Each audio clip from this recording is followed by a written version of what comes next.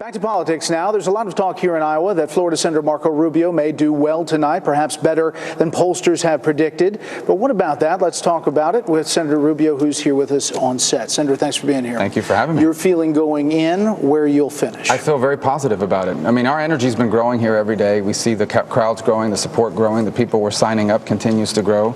We'll see what it leads to tonight, but I'm very confident we'll have a strong showing here. And I think people are starting to realize that if I'm our nominee, not only can I unite the Republican Party, which right now is quite divided, I can help grow the conservative movement by taking our message to people that haven't voted for us before, people that are living the way I grew up.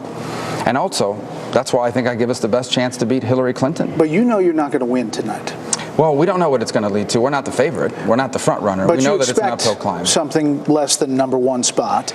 I never considered myself to be the front runner here. I think other people have been able to spend more money and put more resources, but I feel very good about our team. Our team has really done a great job here, and we feel very positive. Why do you think that you can be the first GOP candidate in modern politics to not win in Iowa and in New Hampshire and go on to get the nomination? Well, I would just say this is quite an unusual cycle. They've never had a race like this where you have 11 credible candidates running. I mean, people that are accomplished and running. And then there are at least 5 people that in any other cycle would be the front runner that in this time are probably polling in the single digits. I mean, that's the kind of race we're in.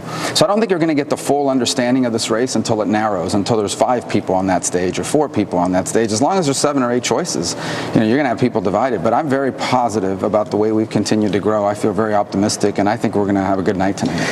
A couple of points. The national debt reached $19 trillion officially. We announced at the top of the show. What does a President Rubio do We deal with Social Security and Medicare. We save those programs. Those are the long-term drivers combined with the interest on the debt of our debt problem. And so I have a plan that's detailed on my website, marcorubio.com, that details how we save Social Security and Medicare. We don't disrupt it for people that are on it now, but there will be changes to the way that program works for me or people younger than me, like my children. Not unreasonable changes, but those changes bring the growth of those programs to a manageable level, and if you combine it with robust and sustained economic growth, you bring the debt under control. Think about your entire political career. What's the single biggest problem you fixed or helped fix? Well, there are a number. Obviously, I was a state legislature. I was the Speaker of the House in Florida. We dealt with a very serious issue while I was there, and that was a law or a ruling by the Supreme Court that allowed private developers to take private property away using eminent domain. When I was in Florida, even before I became Speaker, we passed a law that is now model legislation for the country.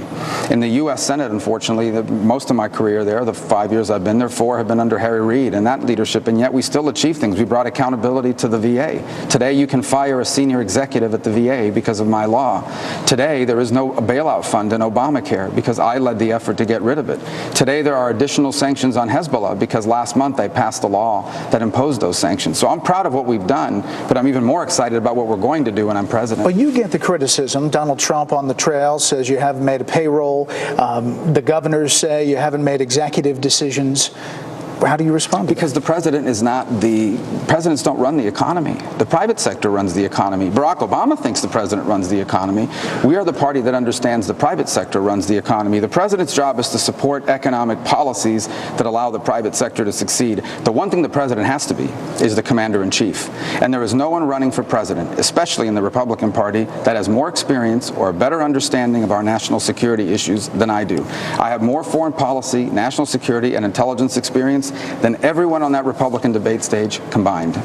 Can you name 3 people you'd see in a Rubio administration? Well, I wouldn't, because it's presumptuous for me to do that, and I'm not sure they were willing to. I would say that we have a very talented field of candidates, and I think among that field there are people that you would consider. I mean, if you look at the people that are running for president, despite our differences, we have a very talented Republican Party, and that's why when I'm our nominee, we're going to bring the Republican Party together, and I honestly believe that from the field of people running, there are going to be some quality people that are going to be willing to serve our government. You've talked a lot about the Gang of 8, and you've dealt with the criticisms there. You don't talk a lot about your support for trade, TPP, but you do support it. Well, I support a free trade agreement. Now, we have a particular deal that's been signed. No one has come out on that deal yet, other than the people that say I'm against it no matter what, because the International Trade Commission, an arm of Congress, is reviewing those 5,000 pages. They'll issue a report probably in May that'll outline the cost and the benefits of the deal, and then I'll make a decision. I support free trade, but I don't just support any deal. It has to be a good deal. If this one is not a good deal, we'll have to renegotiate it. Last thing, Senator. The New York Times is out with a piece, and it says this, quote, implicit in Senator Rubio's attacks on President Obama is that Americans have a good reason to be fatigued by a leader whose chief assets as a candidate were newness and vivacity. In Iowa and beyond, Republican voters may conclude that the world Marco Rubio paints in such gloomy shades is better suited to an older, more worldly candidate, even if his name is Donald Trump. Should that be the case, then Rubio will remain for this election cycle at least everyone's second choice. Yeah, I don't usually listen to a lot of the opinions in the New York Times to begin with, but suffice it to say, I don't have a gloomy view of the future. I think America can be greater than it's ever been, not if we elect Hillary Clinton or Bernie Sanders.